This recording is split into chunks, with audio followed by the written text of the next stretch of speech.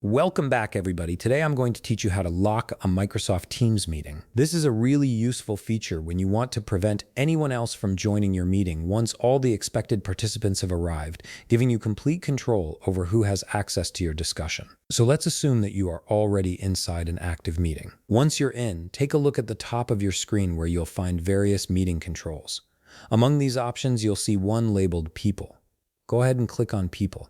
This is your gateway to managing everyone who's currently in the meeting or trying to join. After clicking People, a panel will appear on the right side of your screen. This panel displays all the participants who are currently in the meeting with you.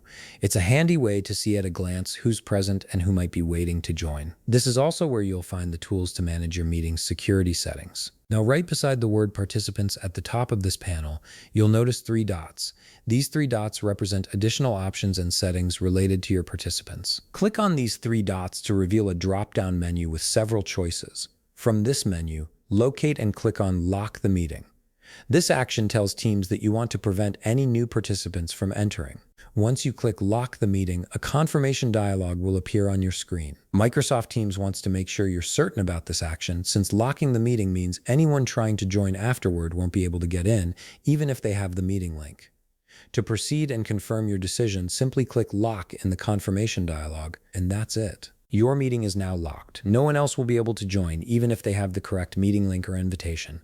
This gives you peace of mind knowing that your meeting is secure and only includes the people you intended to have in the conversation. If you need to let someone in later, you can always unlock the meeting using the same steps. If you found this video helpful, please leave a like, subscribe, and see you in the next video.